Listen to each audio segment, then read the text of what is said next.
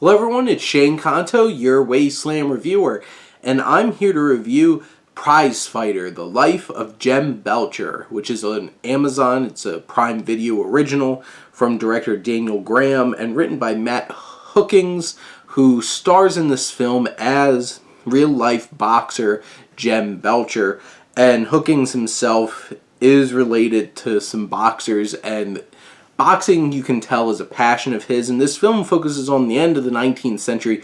Pugilism, it was a sport of kings, and a gifted young boxer fights his way to becoming youngest champion of England.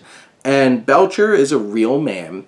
He was very young when he wound up winning this championship, and then had some heartaches and tragedy in terms of his own health, and trying to claw his way back to the top and being a boxer again. And you have Hookings, who's in this film, who stars in it, but Jem, his performance isn't very strong. It's not very noticeable. There's not a whole lot of charisma in the performance, and Jem doesn't have a whole lot of personality. He's just kind of blah, and I never really felt connected to him or emotionally invested in him. He has a lot of his own trauma along the way. His mother is very worried about him and doesn't want him to be a boxer. His grandfather was a really bad influence on him. He was a drunken, womanizing fighter played by Russell Crowe, who was absolutely fantastic in the first act of this film, where you get to see him pop up. He doesn't wind up being in it as much as maybe I would have liked and would have enjoyed. But, Russell Crowe does a fantastic job with what he's given. He has such great screen presence. And then Ray Winstone, who winds up managing this young man. And, of course, Ray Winstone is fantastic, too. Winstone and Crowe go a long way in adding a lot of the enjoyment that I had watching this film because of their performances. And you have Martin Sokus, who plays Lord of Rushworth, and Julian Glover as Lord Ashford, and there's some good performances thrown in there too. The direction from Graham, there's some really great cinematography here. It has a good look to it, from Ben Brom Zerab, and there's a crispness, there's a specific kind of color lens to it. The lighting and the shadows are great.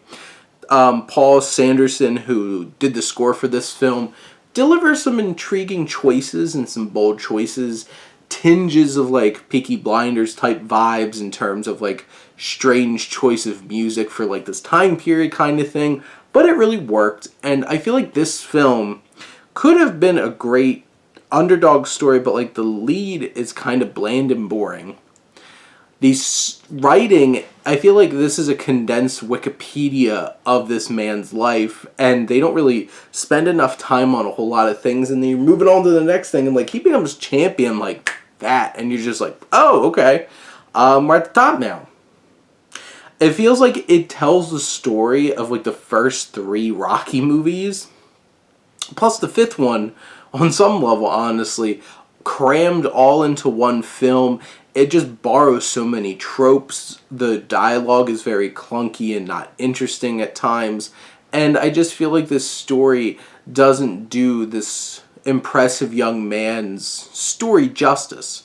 And in general, it just feels very bland and at times boring and stretched too thin at certain points and cliched at others, where some of the logic doesn't make a whole lot of sense. But it's trying to hit all those familiar beats for boxing movies, and it is visceral, it is intense at times, but strong direction, a couple of strong supporting roles aren't enough to make this a film that's really worth going out of your way to check out on Amazon Prime.